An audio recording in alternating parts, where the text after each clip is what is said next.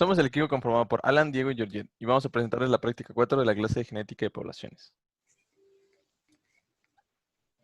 Esta práctica tiene como objetivo principal realizar diferentes tipos de análisis de genética de poblaciones con datos provenientes de múltiples poblaciones de Cynomys ludavicianus, mejor conocidos como los perritos de la pradera. Para esto, tomaremos un subset de los datos de 6 poblaciones provenientes de Chihuahua, publicados por la doctora Castellanos en 2014. Este análisis es interesante porque las poblaciones de perritos de la pradera en Norteamérica han sufrido un declive en el tamaño poblacional ocasionado por factores antropogénicos. Aun cuando las poblaciones en el noroeste mexicano no han estado muy influenciadas por estos factores, se ha observado un declive poblacional reciente en estas. El conocer las medidas básicas de diversidad, así como la estructura genética entre las poblaciones, es de gran importancia si se quiere entender cuáles son los factores que juegan un papel importante en este declive. La práctica se dividió en 3 partes, dependiendo de los tipos de análisis que se realizaron. La primera parte se conforma de análisis básicos de diversidad genética y de diferenciación poblacional, seguido por análisis basados en agrupación de datos como es el PCA y los métodos de clustering, y por último se realizó un análisis bayesiano para determinar la estructura poblacional. Empecemos. El primer paso a realizar en cualquier análisis es la exploración de datos. Al hacer esto, vemos que contamos con datos de 126 individuos diploides, para los cuales tenemos 10 marcadores con herencia codominante. Y en total tenemos 84 alelos distintos. También encontramos que los tamaños de muestra por población son variables. Esto es importante ya que algunos análisis son sensibles al tamaño de muestra, por lo que se tendrá que realizar una rarefacción. Asimismo, como parte del análisis de diversidad, nos encontramos con algunos loci altamente diversos, con más de 15 alelos, y ninguno es bioalélico. Ahondando más en estos loci multialélicos, realizamos un análisis de frecuencia alélica por locus, en donde vemos los alelos más y menos representados entre todas las poblaciones. Podemos observar en el gráfico que en la mayoría de los loci hay al menos un alelo muy común, siendo los demás alelos muy poco frecuentes o hasta muy raros.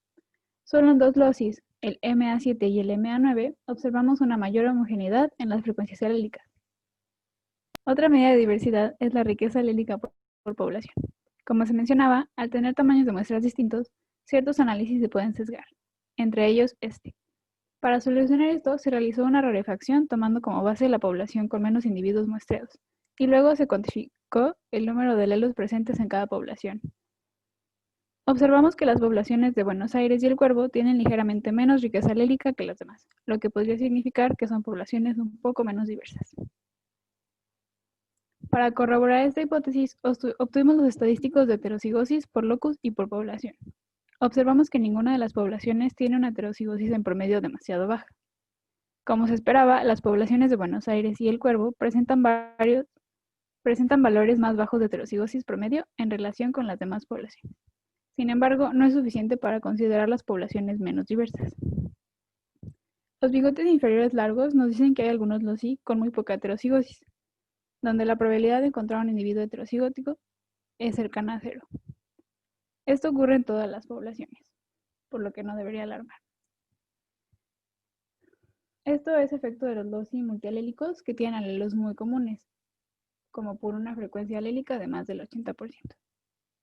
Los valores de heterocigosis esperadas y observadas no parecen ser tan distintos, por lo que podríamos pensar que las poblaciones se encuentran cerca de lo esperado por Hardy-Viper. Sin embargo, se tendrá que hacer una prueba estadística para determinarlo con mayor certeza. Las poblaciones del Cuervo y Ojito Sur parecen tener una menor heterocigosis promedio de lo esperado por Hardy-Viper, lo que podría sugerir un poco de endogamia. Otra manera de medir la diversidad genética a través de la heterocigosis es calculando los estadísticos F. El índice de endogamia FIS nos habla sobre la deficiencia de heterocigos con respecto al esperado por Hardy-Viper. La población Ojito Sur tiene el índice de endogamia más alto, de poco más de 0.005, que podría interpretarse como un índice de endogamia que se espera en cruzas entre primos primeros. Para conocer qué tan cercanas son las poblaciones unas de otras, calculamos también el estadístico FST, con el cual podremos conocer el índice de fijación entre las poblaciones, y el cual mide la diferenciación poblacional ocasionada por estructura.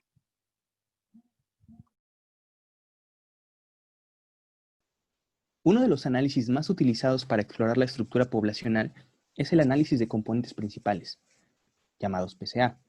En el PCA podemos ver que el primer componente describe más del 70% de la varianza presente en nuestros datos, separando a nuestras poblaciones en 3 grupos principales. Esta primera aproximación es importante, ya que podemos ver a gran escala las poblaciones que están más cercanas genéticamente entre sí.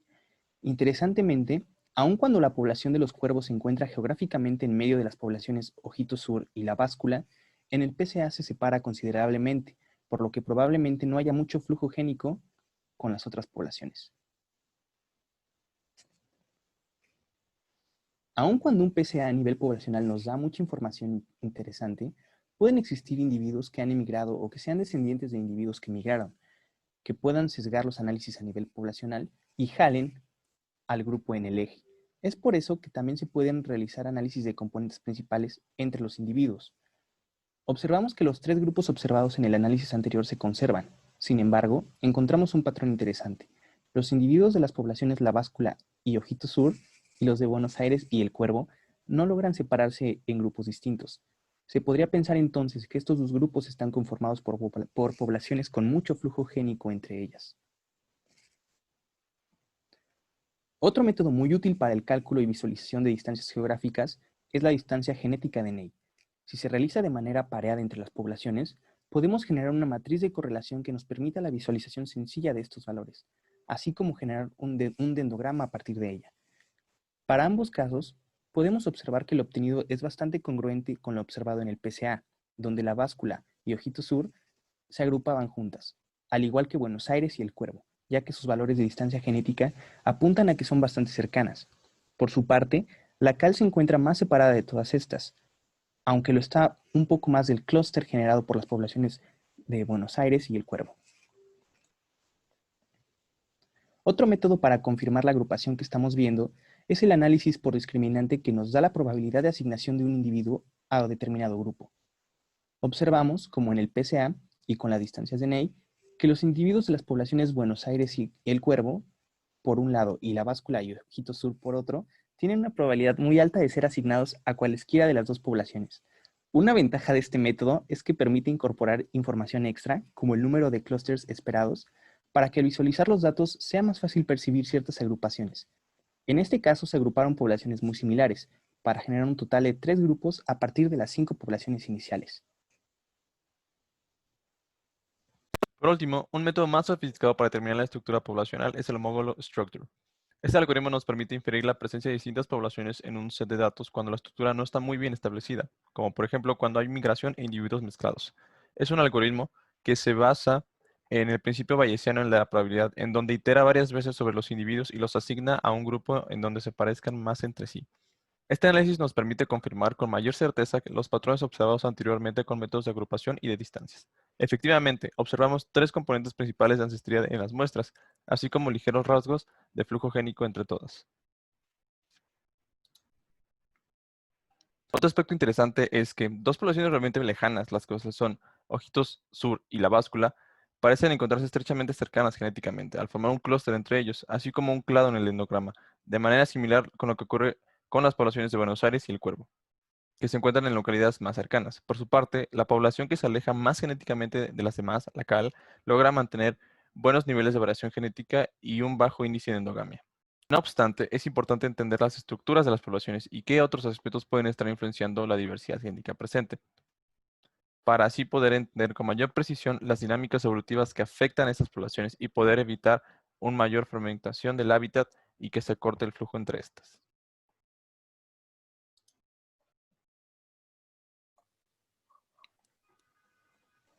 Gracias. Gracias.